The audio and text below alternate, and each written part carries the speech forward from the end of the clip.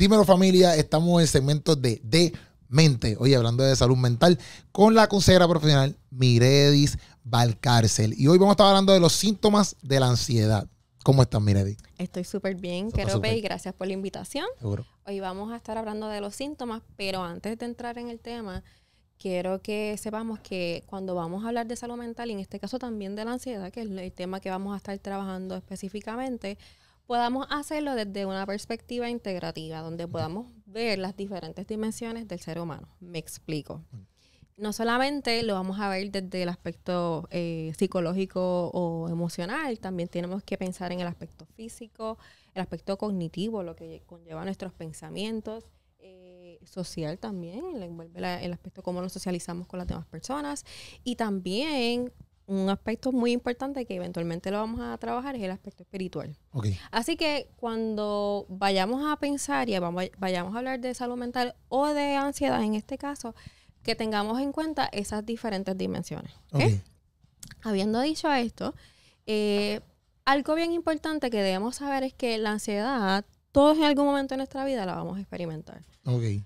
No necesariamente, ¿verdad? A una escala mayor o como si fuese un tipo de trastorno, pero la ansiedad en sí, pues sí, la vamos a experimentar. Le pasa a todos nosotros. Claro, es una respuesta emocional a diferentes situaciones de estrés o estímulos que podemos recibir y que nuestra mente las percibe como una amenaza o como una situación de peligro. ¿Okay? Así que cuando recibimos ese estímulo, pues nuestra mente y nuestro cuerpo responde a ese estímulo.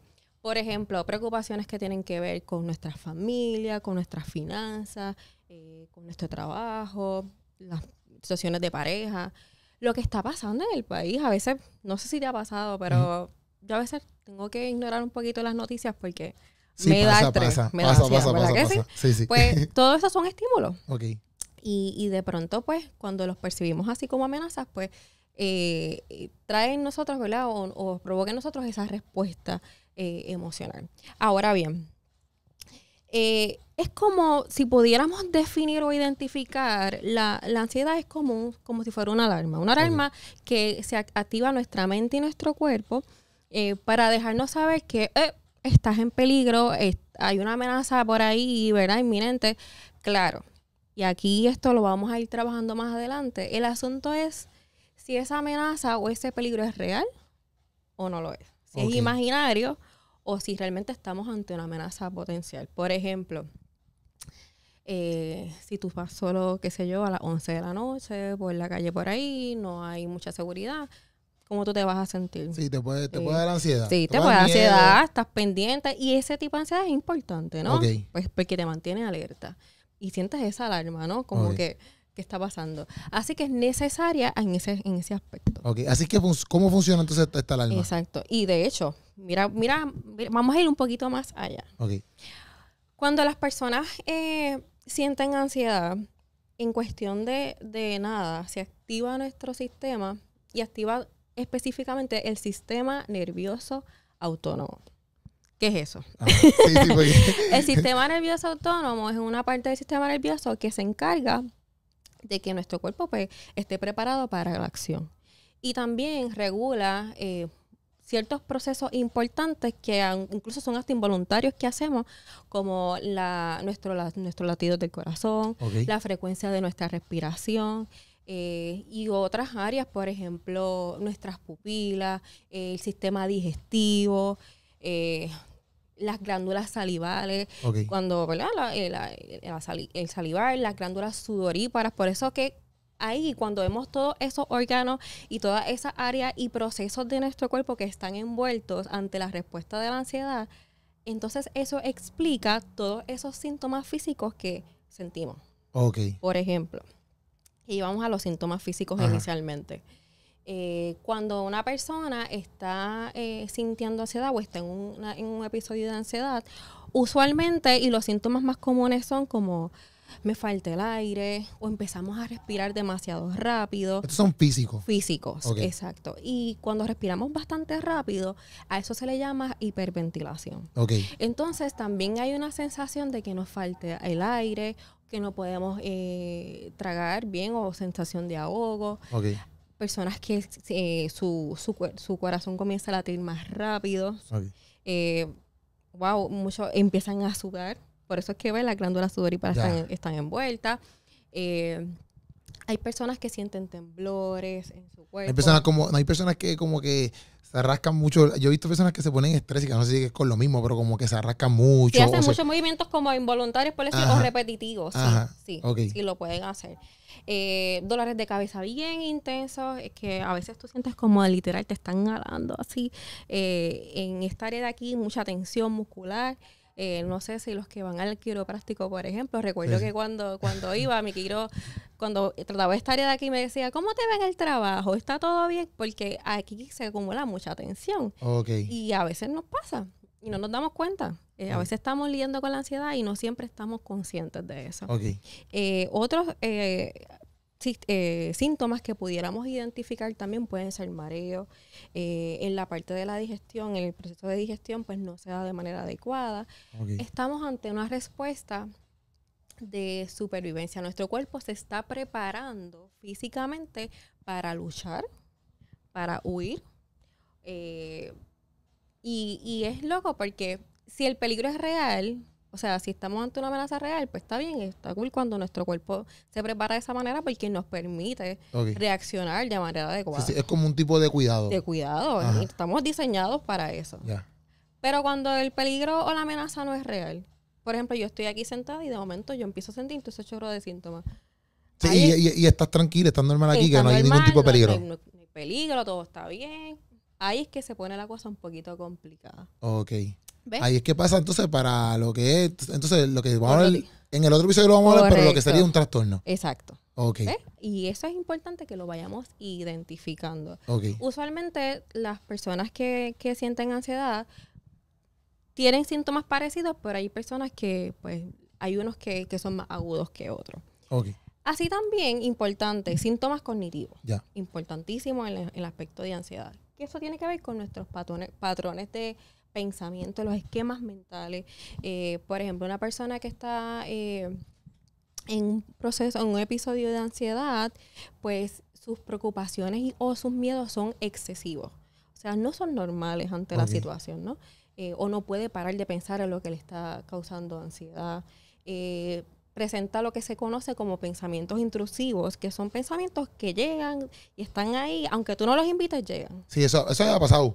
Y a veces como que, sí, entiendo que tú no lo quieres y tú dices, pero ¿por qué me viene esto a la mente? Y sigue ahí. Sí. Eso le llaman pensamientos intrusivos y también está esa rumiación, que es como que circulando ese pensamiento y no se va. Y molesta, ¿verdad? No, porque no podemos dejar de pensar en eso que nos causa malestar emocional. Otro pensamiento cognitivo también son los pensamientos irracionales, que son pensamientos que cuando los observamos y los evaluamos nos damos cuenta de que no son medibles. O sea, por ejemplo, el hecho de que yo diga yo tengo que ser competente en todo lo que hago, o sea, no me estoy dando permiso para cometer errores, soy un ser humano, o yo le tengo que caer bien a todo el mundo, o si estoy caminando por la calle, alguien me mira, hay que estar pensando de mí, y eso crea entonces, ¿verdad? Unos miedos, unas inseguridades. Son muchas cosas que pasan en nuestra mente que también provocan todo este tipo de síntomas. Eso también puede pasar como que con lo de las redes, en el sentido de que hoy en día, pues, por ejemplo, no tengo followers, esto, lo otro. Eso también te puede dar ese tipo de pensamiento. Eso hay mucho ahí, ¿verdad? Bastante. Ya. Bastante. Y finalmente vemos los síntomas físicos, los cognitivos y los conductuales. O sea, obviamente, si yo no me estoy sintiendo bien físicamente, estoy teniendo pensamientos tan incapacitantes como eso, pues mi conducta lo va a reflejar. Por ejemplo, hay personas que si están en una situación que les puede causar ansiedad o un miedo, ¿verdad?, bastante excesivo, ¿qué hacen? Pues yo no quiero hacer eso. Y tienden a evitar las situaciones que pueden para ellos causarle ansiedad. Una persona que tiene miedo a hablar en público, en vez de, pues me da miedo o me da ansiedad, pero lo hago. Exacto. Pero una persona que tiene una ansiedad ya excesiva o una ansiedad que es maladaptativa, lo evita y no accede a poder hacerlo. Igual también cuando estamos en un proceso de De ansiedad tampoco nos podemos relajar, no nos podemos tranquilizar, estamos como en un nerviosismo constante. Okay. Otro asunto importante, alteraciones del sueño y de la alimentación. Eso es clave. Alteraciones como que no duermes. No duermes. Usualmente tienes problemas para dormir o quedarte dormido. Ok. Y las personas que presentan problemas de alimentación relacionados a la ansiedad tienden a tener lo que se llaman como tipos atracones, que empiezan a comer, y es un mecanismo para poder manejar la ansiedad del momento. ¿Puede haber como que la otra parte de que no coman? Puede pasar. Acuérdate que también nuestro estómago está envuelto en esos síntomas y a veces pues, se nos da esa sensación de hambre. Exacto. Y puede pasar también. Porque, por ejemplo, yo a veces, cuando a veces uno está bien estrésico o con XY cosas, como que a veces dice, se te va hasta el hambre. O estás pasando una situación bien mala, no sé, de familia o lo que sea. Uno como que no tiene hambre. Te invitan a comer, yo tengo ni hambre. Y puede ser que eso llegue a unos niveles quizás más extremos. Correcto. Donde ya se convierte en un trastorno. Correcto. Ok, pero al fin y al cabo, ¿verdad? Todo esto que le pasa a uno, sea físicamente o en la mente, por ejemplo, los pensamientos o en las conductas, como que, por ejemplo, pues no quiere hacer algo por miedo o ansiedad. Correcto. Vamos a ponerlo así. En cierto punto, hay unas áreas que son normales, pero hay unas áreas que entonces serían ya trastornos que debería uno verificarse. Y entonces, pues, porque es normal que uno no quiera hacer algo, pues ok, pero no al nivel de que entonces te paralice y no puedas hacer nada. Tus funciones naturales o normales de la vida, por ejemplo, ir al trabajo, salir de tu cama o guiar. Exacto, algo que es tan normal, guiar, o que ya no puedes ir a lugares donde tú antes ibas, hablar con personas, socializar, esas acciones que son importantes y que quizás antes hacías y ahora no puedes porque la ansiedad te invade, pues sí, ya ahí es una banderita roja. Ok, o sea que en el próximo capítulo entramos entonces para diferenciar entre lo que es, ¿verdad? Un trastorno de ansiedad, ¿se dice así? Sí. Trastorno de ansiedad o ansiedad normal. Correcto. Que tú puedes estar por ahí, mira, estoy ansiedad, pero sigue viviendo la vida. Y que todos lo vamos a tener en algún momento. Pues, mira, este fue Demente, segmento Demente. Este fue el primer episodio y mira, te esperamos en el segundo donde vamos a estar tocando estos temitas de si es trastorno de ansiedad o ansiedad normal. Vamos a verlo así. Nos vemos en el próximo capítulo y acuérdate de seguir a la consejera profesional Mireydis Valcárcel. Esa es la que hay, corillo. Nos vemos.